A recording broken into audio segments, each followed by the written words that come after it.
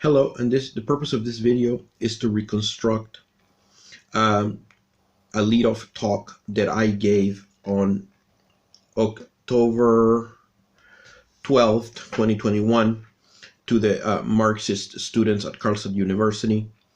And this lead-off talk was supposed to be about the situation of the imprisoned Venezuelan workers, right? Who are facing repression at the hands of the Maduro regime.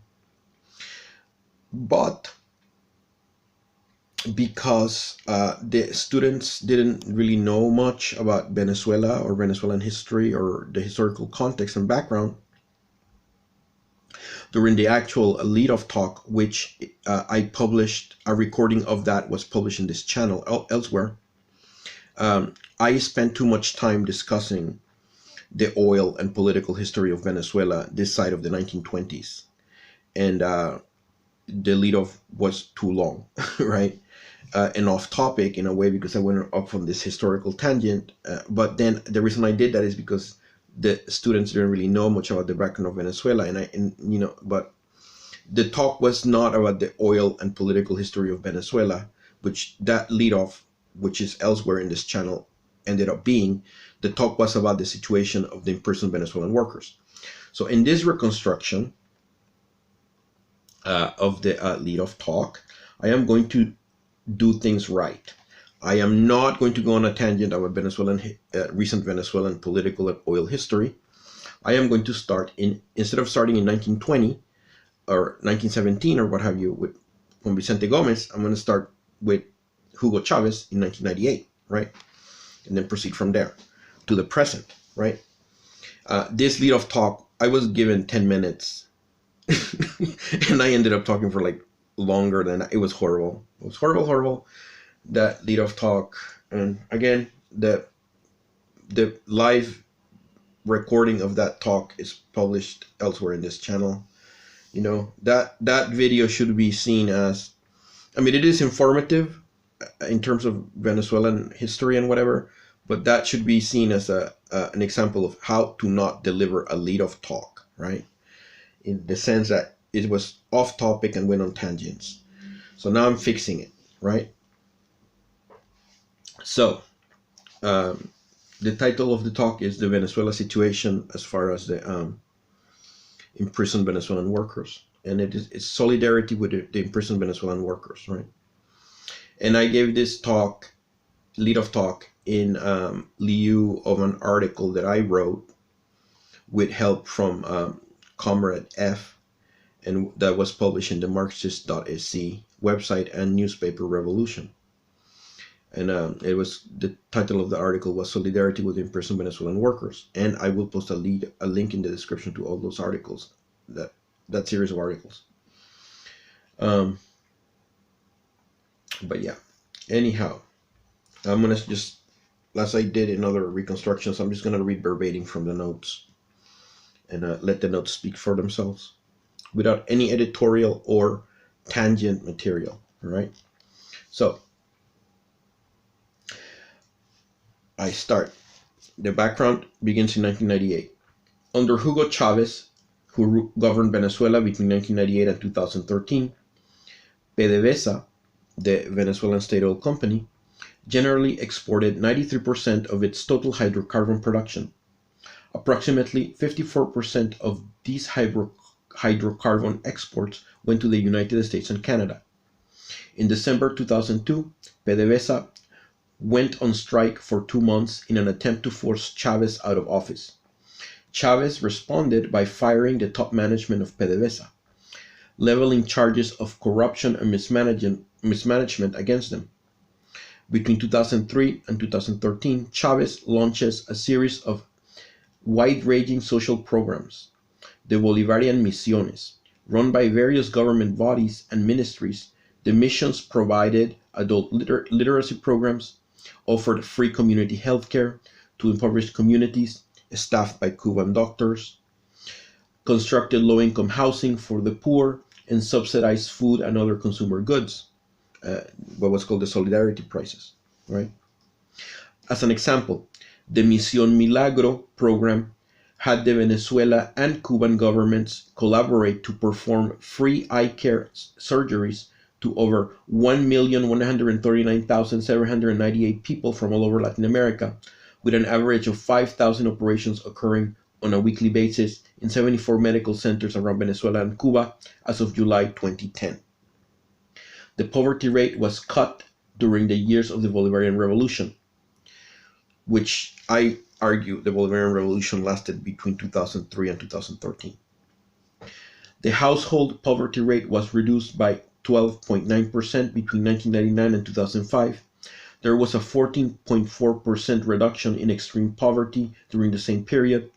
The Venezuelan economy grew by 17.9% in 2004 and by 9.3% in 2005. This was the period when Chavez began experiments with workers' control in the light industries and services, and with the establishment of a network of agricultural cooperatives modeled on the Sandinista experience in Nicaragua in the 1980s.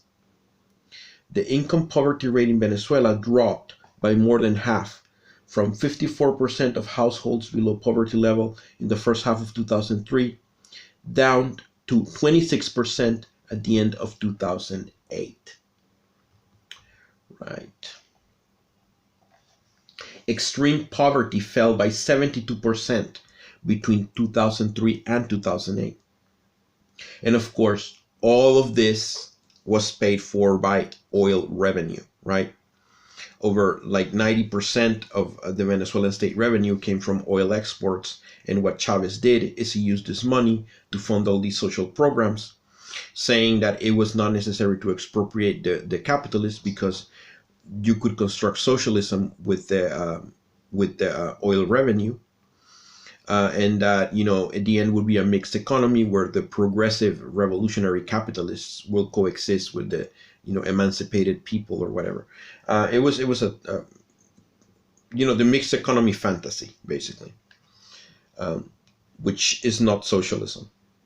But Chavez believed that stage would be a transition towards socialism, and that it would foment national independence and what have you, and development. That was his theory. It didn't turn out to be that way because of the following. When Chavez died in March 2003, after Chavez died in March of 2013, the global oil prices fell in 2014. And that resulted in a total economic catastrophe in Venezuela. By the end of the year 2014, the Venezuelan state income had collapsed, right? The economic policy response of the Maduro regime to the collapse in state revenue in 2014 was to order the central bank to engage in quantitative easing to offset the reduction in state revenue through the electronic manufacture of Bolivar Fuerte fiat money. The result of this policy was massive hyperinflation, beginning in 2016 that persists until today. The Trump embargo of 2018 seriously aggravates the situation, but it is not the cause of the hyperinflationary crisis. The current situation. The new government under Maduro has maintained itself in power after two sham elections after 2014. Well, the first one was in 2013 after Chavez died. It was a sham election, but that election was probably honest. But the one that happened in 2018 was a total sham because the CNE, which is the electoral authority in Venezuela, is controlled by the Maduro regime, and the Maduro regime decides which candidates can run, which candidates can't run, and it is that entity that counts the votes. So it's not independent or transparent. So, you know, so yeah, I mean, nobody recognizes Maduro's election in 2018 except Maduro and his followers.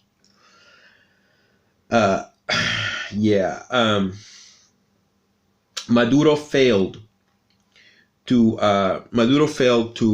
expel imperialism and expropriate the capitalists, which would have been to finish what Chavez started, right?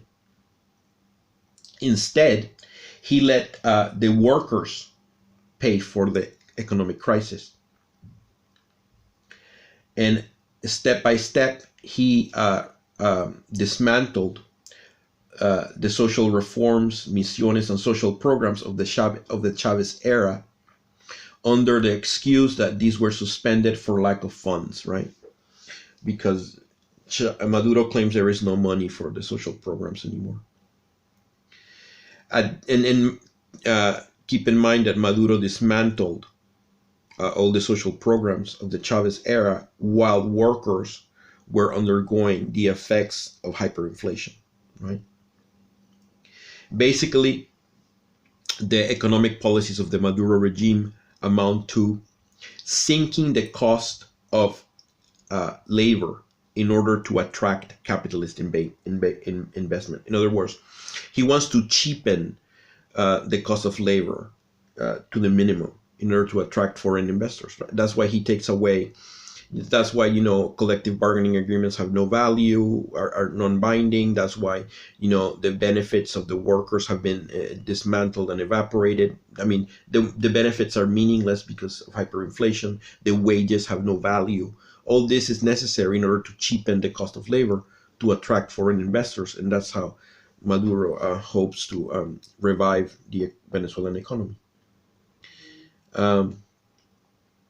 The inflation rate reached 274% in 2016, 863% in 2017, 130,060% in 2018, and 9,586% in 2019.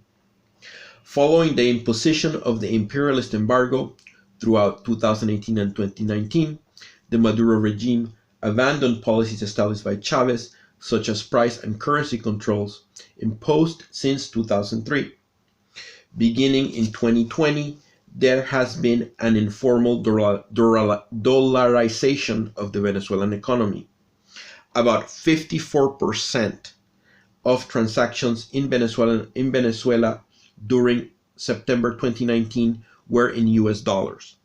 The euro and Colombian peso were used to a lesser extent. The number of transactions in dollars raised up to 86% in Maracaibo, for example. In 2021, almost all sales of electrical appliances are dollarized, as well as half of the sales in clothes, spare car parts, and food. Note that most ordinary people have no access to foreign currencies. So the Venezuelan economy is effectively dollarized because the bolivar has no value because of hyperinflation. I mean, the Maduro regime, for example, pays the oil workers that remain and the public sector workers with worthless money.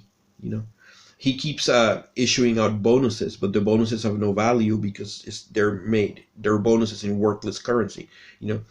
It's the same situation as happening, I don't know, the Southern Confederacy, where the Confederate dollar was worthless at the end, or during the German hyperinflation, or where you needed like millions of marks to buy a loaf of bread, or Zimbabwe in the 90s, where the Zimbabwean dollar had no value, so people used gold powder. It's the same situation in Venezuela now. The bolivar has no value whatsoever. So I called the Maduro regime a regime of hunger and repression. The ex-Chavista bureaucracy has accommodated itself more and more to the capitalists, and has even entered into partnerships with different corrupt financiers in order to further their economic interests. This includes capitalists in the Westonzuela neighborhood in Miami in the United States. At the same time that the Maduro regime issues criticism and of workers who complain about the situation for the workers,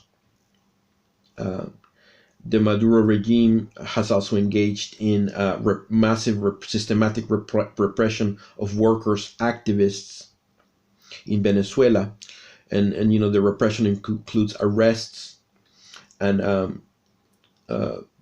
disappearances, renditions carried out by the security police, which is called the SEBIN, and the special forces FAES, which is basically a death squad.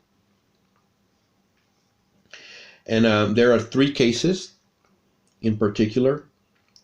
Marcos Savariego and Gil Mujica, who were arrested by the National Guard. They had brought up complaints against the invalidation of collective bargaining agreements involving health benefits in the PDVSA state oil company. Eudis Girot had worked for 30 years in the Venezuelan oil industry. This year, meaning 2021, he took a stand in favor of defending the workers' health benefits, arguing that the hyperinflation had pulverized the value of the benefits, right? So all these workers that I just mentioned, they were simply, arrested by the SEBIN secret police, National Guard, or the FAES death squads. Normally, the SEBIN will come to a home and drag the person out of their home. The National Guard, if the worker complains at their workplace, the National Guard will show up. If there is some sort of demonstration, the National Guard will show up. If it is specifically a problematic worker leader, ultimately the FAES death squads will probably, rendition them and execute them. So, the workers are not allowed. The workers have no right to complain about their condition, the condition of their wages, the condition of their collective bargaining agreements, which the Maduro regime invalidated with a decree in 2018. Collective bargaining agreements are not binding as far as the Maduro regime is concerned. So the state and the employer reserve the right to ignore collective bargaining agreements depending on business conditions, right, or national interest as defined by the Maduro regime. So the workers have no power, no rights, at all. The workers are at the mercy of the Maduro regime, and when they complain, they are simply, the response of the Maduro regime is to answer with repression. So there is 150 workers being detained right now by the Maduro regime. They have been charged with crimes, so-called crimes, such as stealing state secrets, spying for the CIA, engaging in the drug and weapons trade, what have you. All these are lies. They manufacture charges against the workers without any evidence, and the courts, because the courts are controlled by the Maduro regime, rubber stamp whatever the Maduro regime prosecutors want. So what is the way forward for Venezuela? Lucha de Clases, the international Marxist tendency section in Venezuela, organizes inside the Alternativa Popular Revolucionaria Coalition, created in August 2020 with the Communist Party and PPT, which is roughly an equivalent of the Vänster Party in Sweden, to serve as a left opposition to the Maduro regime. They call for one, to index wages to the monthly cost of food for a family of 4, which is $400 US dollars. 2, stop the repression against workers who are critical of the capitalist economic policies of the regime, of the Maduro regime. And by repression, I mean the arrests, detention, torture, and assassination policy of the Maduro regime against workers who are critical.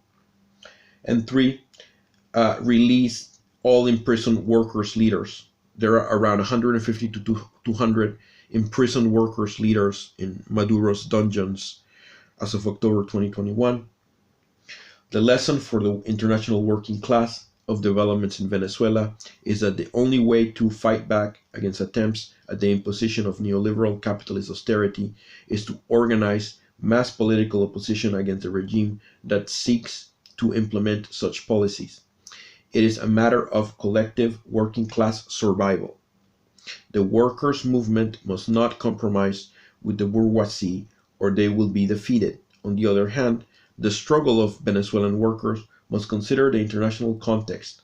For global capitalism to be defeated, workers must coordinate their struggle across borders.